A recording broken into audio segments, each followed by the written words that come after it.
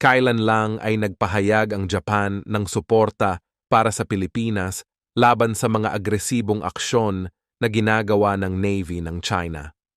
Ayon sa mga eksperto, gustong palakasin ng Japan ang pakikipagtulungan nila sa Pilipinas dahil sumusobra na talaga ang China sa mga ginagawa nitong delikadong kilos laban sa mga bansa na nasa paligid nito.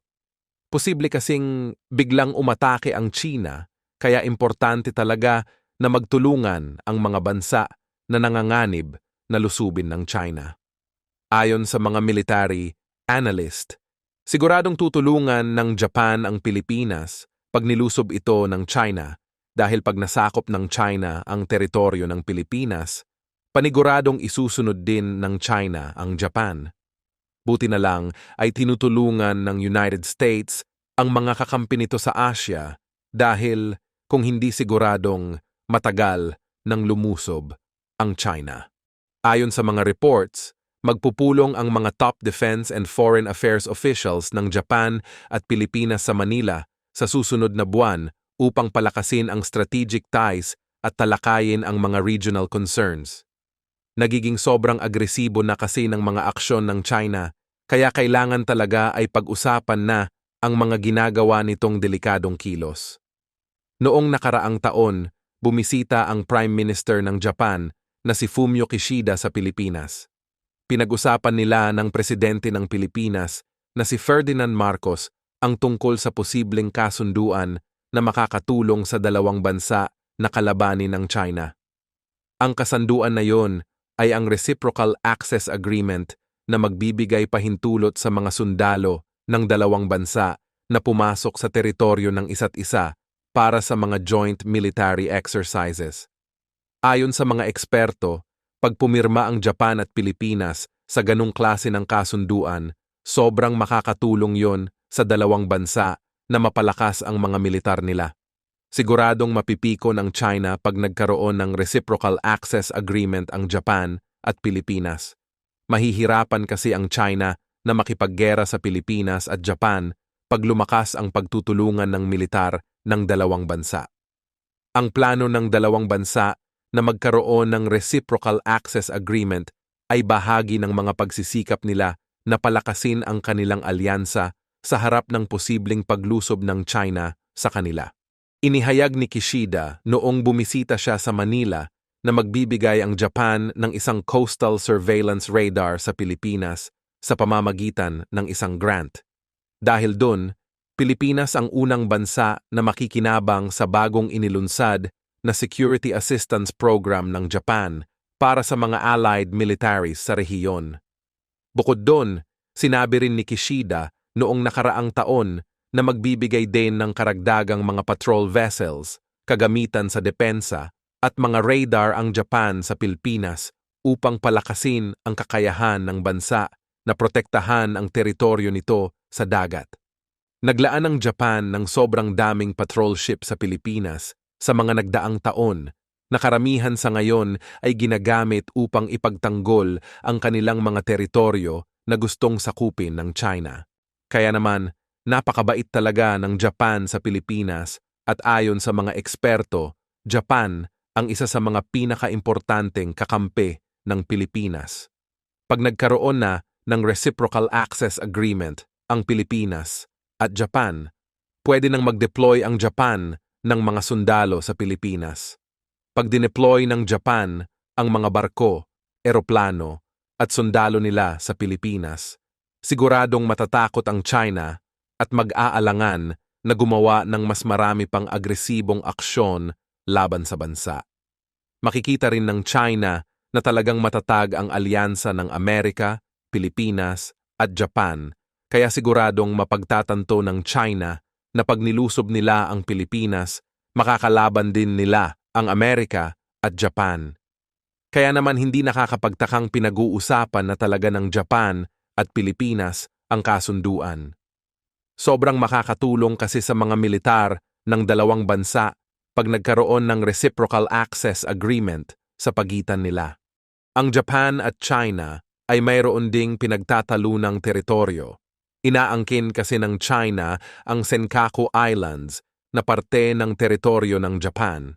Ayon sa mga military analyst, pwede ring sumiklab ang digmaan sa pagitan ng dalawang bansa dahil sa claim ng China na teritoryo daw nila ang Senkaku Islands. Posibleng pag nasakop ng China ang Taiwan, ang susunod naman na bansa na lulusubin nila ay ang Japan.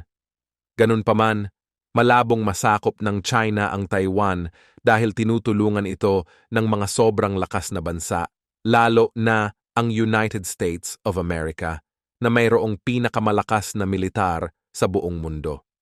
Nagpapalakas na rin ng militar ang Japan dahil malapit lang sa kanila ang tatlong bansa na sobrang galit sa kanila.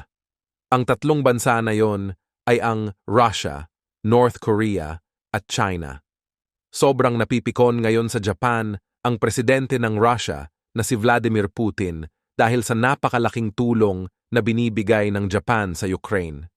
Ang Japan ay isa sa mga pinakaimportanteng kaalyado ng Ukraine. Sa katotohanan, noong kakasimula pa lang ng gera sa Ukraine, tinulungan na kaagad ng Japan ang bansa. Kailan lang, ang European Union at dalawa sa mga miyembro nito, Lithuania at Estonia, ay lumagda ng mga security agreements kasama ang presidente ng Ukraine na si Volodymyr Zelensky sa isang summit sa Brussels. Ang kasunduan sa European Union ay naglalahad ng pangako nila na tulungan ang Ukraine sa siyam na larangan ng seguridad at patakarang pangdepensa. Kabilang dun ang paghahatid ng armas, military training, defense industry cooperation at demining. Ang kasunduan, kasama ang mga dokumentong nilagdaan kasama ang Lithuania at Estonia, ay nilalayon na dagdagan ang iba pang katulad na mga kasunduan na naiselyo sa pagitan ng Ukraine at ng mga kaalyado nito habang patuloy nitong ipinagtatanggol ang sarili laban sa pananakop ng Russia. Kasama sa mga bansang ito ang Estados Unidos, United Kingdom, France at Germany na nagpatibay ng mga katulad na kasunduan sa Kiev. Sinabi ng mga opisyal na ang mga kasunduang ito ay hindi kapareho ng Mutual Defense Pact sa pagitan ng mga bansa ng NATO, ngunit mga pangako na magbigay ng mga weapons at iba pang tulong sa Ukraine upang palakasin ang seguridad nito at ideter ang muling paglusob ng Russia pag natapos na ang digmaan. Ayon sa mga eksperto, naghahanda na ang India para sa posibleng alitan sa China dahil sa matagal ng mga sigalot sa border nila at mga kamakailang tensyon sa militar. Ang pangunahing issue ay ang line of actual control, ang hindi opisyal na border sa pagitan ng dalawang bansa, na naging sanhi ng alitan sa loob ng maraming taon. Ang mga lugar tulad ng Aksai Chin at Arunachal Pradesh ay mainit na pinag-aagawan. Inaangkin kasi ng China ang dalawang rehiyon na yon kahit kitang-kita na teritoryo talaga ng India ang dalawang lugar. Ang sitwasyon ay lumala noong 2020 nang maganap ang marahas na sagupaan sa Galwan Valley kung saan nagkaroon ng mga nasawi sa magkabilang panig na nagpapatunay sa pangangailangan ng India na palakasin ang depensa nito.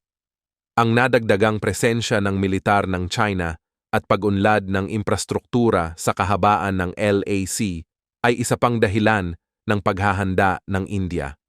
Ang China ay nagtatayo ng mga kalsada, paliparan, at iba pang pasilidad na nagpapahintulot dito na mabilis na magpalipat-lipat ng mga tropa at kagamitan. Ito ay nagdudulot ng banta sa India, kaya't pinapabuti rin nito ang sariling infrastruktura at kakayahan sa depensa. Ang India ay nagtatayo ng mga kalsada, tulay, at mga sistema ng pagsubaybay sa mga lugar na malapit sa border upang masiguro ang mabilis na pagtugon sa anumang aktibidad ng China. Bumubuo rin ang India ng mga estratehikong alyansa upang kontrahin ang impluensya ng China. Pinalalakas nito ang ugnayan sa mga bansa tulad ng Estados Unidos, Japan at Australia sa pamamagitan ng Quadrilateral Security Dialogue.